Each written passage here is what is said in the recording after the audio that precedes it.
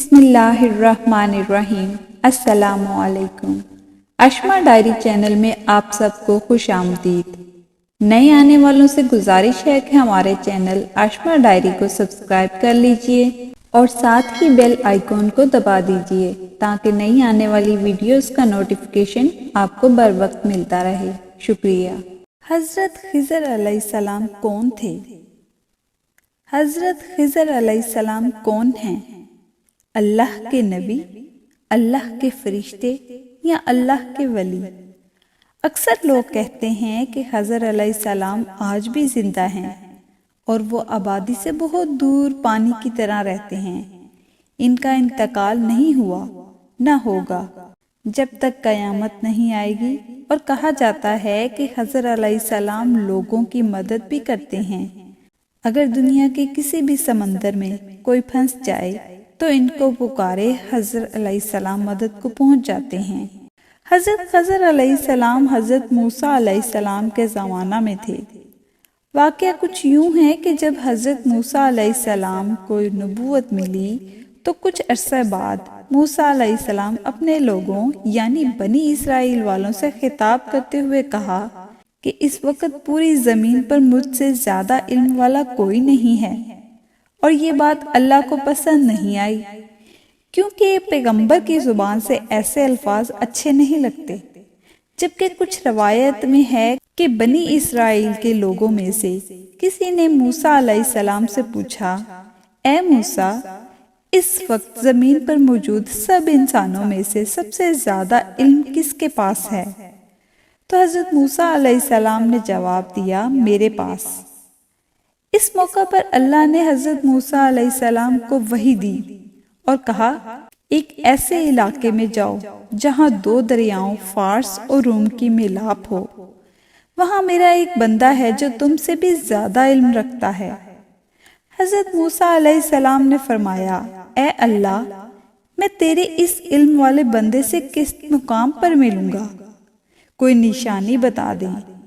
اس پر اللہ نے فرمایا، موسیٰ، تم اپنے ساتھ ایک مچھلی ٹوکری میں رکھ کر لے جاؤ، اور جہاں مچھلی گم ہو جائے تو سمجھ لینا میرا بندہ ادھر ہی موجود ہوگا۔ چنانچہ حضرت موسیٰ علیہ السلام اپنے ہمراہ یشوع بن نون علیہ السلام کو ساتھ لے گئے، ساتھ میں ایک ٹوکری میں مچھلی بھی لے لیے۔ یوشع بن نون نام قرآن میں نہیں ملتا مگر حدیثوں سے ضرور ملتا ہے، جبکہ عیسائیوں کی کتابوں میں یشوع بن نون نام لیا گیا ہے۔ مزید اس واقعہ کو اللہ تعالیٰ نے قرآن مجید کی سورۃ الکہف آیات 60-82 میں تفصیل سے کچھ یوں بیان کیا ہے کہ جب موسیٰ علیہ السلام نے اپنے نوجوان سے کہا کہ میں تو چلتا ہی رہوں گا یہاں تک کہ دو دریاؤں کے سنگم پر پہنچوں، خواہ مجھے سال ہر سال چلنا پڑے۔ جب وہ دونوں دریا کے سنگم پر پہنچے، وہاں ایک مچھلی بھول گئے جس نے دریا میں سرنگ جیسا اپنا راستہ بنا لیا۔ جب یہ دونوں وہاں سے آگے بڑھے تو موسیٰ علیہ السلام نے اپنے نوجوان سے کہا، لا ہمارا کھانا دے، ہمیں تو اپنے اس سفر سے بہت تکلیف اٹھانی پڑی۔ اس نے یشوع بن نون نے جواب دیا کہ کیا آپ نے دیکھا نہیں، جب ہم چٹان سے ٹیک لگا کر آرام کر رہے تھے وہیں میں مچھلی بھول گیا تھا۔ دراصل شیطان نے ہی مجھے بھلا دیا تھا کہ میں آپ سے اس کا ذکر کروں۔ اس مچھلی نے ایک انوکھے طور پر دریا میں اپنا راستہ بنا لیا۔ حضرت موسیٰ علیہ السلام نے کہا، یہی ہے وہ مقام جس کے لیے ہم یہاں آئے۔ چنانچہ وہیں سے اپنے قدموں کے نشان ڈھونڈتے ہوئے واپس لوٹے۔ پس ہمارے بندوں میں سے ایک بندے کو پایا جسے ہم نے اپنے پاس کی خاص رحمت عطا فرمائی تھی اور اسے اپنے پاس سے خاص علم سکھا رکھا تھا۔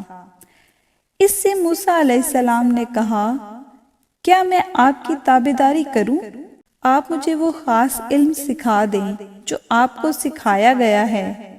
اس نے کہا، آپ میرے ساتھ ہرگز صبر نہیں کر سکتے، اور جس چیز کا آپ کو علم ہی نہ ہو اس پر صبر کر بھی کیسے سکتے ہیں؟ موسیٰ نے جواب دیا، انشاءاللہ آپ مجھے صبر کرنے والا پائیں گے۔ اس نے کہا اچھا اگر آپ میرے ساتھ چلنے پر اصرار کرتے ہیں تو یاد رہے کسی چیز کی نسبت مجھ سے کچھ نہ پوچھنا جب تک میں خود اس کی نسبت کچھ نہ بتاؤں۔ پھر وہ دونوں چلے یہاں تک کہ ایک کشتی میں سوار ہوئے۔ حدیث میں آتا ہے کہ کشتی والوں نے حضرت خضر علیہ السلام کو پہچان لیا تھا اور کرایہ بھی نہیں لیا تھا۔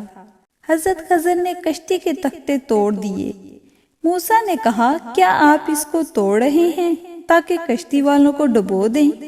یہ تو آپ نے بڑی خطرناک بات کر دی۔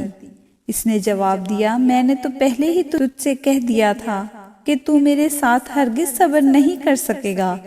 اس پر موسیٰ نے کہا میری بھول پر مجھے معاف کر دیجیے۔ پھر آگے چلے یہاں تک کہ ایک لڑکے کو پایا۔ اس نے اسے مار ڈالا۔ حضرت موسیٰ نے کہا کہ کیا آپ نے ایک پاک جان کو بغیر کسی وجہ سے مار ڈالا؟ بے شک آپ نے تو بڑی ناپسندیدہ حرکت کی۔ وہ کہنے لگے میں نے کہا تھا نہ کہ تم ہرگز صبر نہیں کر سکتے۔ حضرت موسیٰ علیہ السلام نے جواب دیا اگر اب اس کے بعد میں آپ سے کسی چیز کے بارے میں سوال کروں تو بے شک آپ مجھے اپنے ساتھ مت رکھنا۔ پھر دونوں مزید آگے چلے۔ ایک گاؤں والوں کے پاس آ کر ان سے کھانا طلب کیا تو انہوں نے ان کی مہمانداری سے صاف انکار کر دیا۔ دونوں نے وہاں ایک دیوار پائی جو بس گرنے ہی والی تھی۔ حضرت خضر نے اسے بالکل ٹھیک کر دیا۔ حضرت موسیٰ علیہ السلام کہنے لگے اگر آپ چاہتے تو اس پر اجرت لے لیتے۔ اس نے کہا اب بس موسیٰ اب جدائی ہے تیرے اور میرے درمیان۔ اب میں تجھے ان باتوں کی اصلیت بتاتا ہوں جس کی وجہ سے تو صبر نہیں کر سکا۔ کشتی چند مسکینوں کی تھی جو دریا میں کام کاج کرتے تھے۔ میں نے کشتی کے تختے اس لیے توڑ دیے کیونکہ آگے ایک بادشاہ تھا جو ہر ایک صحیح سالم کشتی کو زبردستی ضبط کر لیتا تھا، اور اس لڑکے کے ماں باپ ایمان والے تھے۔ ہمیں خوف ہوا کہ کہیں یہ انہیں اپنی سرکشی اور کفر سے عاجز یا پریشان نہ کر دے، اس لیے ہم نے چاہا کہ انہیں ان کا پروردگار ان کے بدلے اس سے بہتر پاکیزگی اور پیار کرنے والا بچہ عنایت فرمائے۔ دیوار کا قصہ کچھ یوں ہے کہ شہر میں 2 یتیم بچے ہیں جن کا خزانہ ان کی اس دیوار کے نیچے دفن ہے۔ ان کا باپ بڑا نیک شخص تھا، تو تیرے رب کی چاہت تھی کہ یہ دونوں یتیم اپنی جوانی کی عمر میں آ کر یہ خزانہ تیرے رب کی مہربانی اور رحمت سے نکال لیں۔ میں نے اپنی مرضی سے کوئی کام نہیں کیا۔ یہ تھی اصل حقیقت ان سارے واقعات کی جن پر آپ سے صبر نہ ہو سکا۔ میرے خیال میں دوسرا واقعہ جس بچے کو خضر علیہ السلام نے مار ڈالا تھا، کیا کوئی نبی ایسا کر سکتا ہے؟ دین اسلام میں تو بغیر کسی وجہ کے خون کرنا گناہ کبیرہ ہے، اور صرف نافرمان کی بنیاد پر بھلا کون کسی کی جان لے گا؟ برائے مہربانی کمنٹس کر کے مجھے ضرور بتائیں اور اس واقعہ کے متعلق میرے علم میں اضافہ کریں۔ اور اگر حضرت خضر علیہ السلام کوئی فرشتے ہوتے تو کشتی والے ان کو پہچانتے نہیں۔ کشتی والوں نے انہیں نہ کہ صرف پہچانا بھی بلکہ کرایہ بھی معاف کر دیا۔ اس کا مطلب حضرت خضر علیہ السلام اس علاقے کے رہائشی ہوں گے، اسی لیے ان لوگوں نے خضر علیہ السلام کو پہچان لیا ہوگا۔ تو اس سے ثابت ہوا کہ حضرت خضر فرشتے نہیں تھے بلکہ انسان تھے اور اللہ کے نبی تھے جن کو ایک خاص علم دیا گیا تھا۔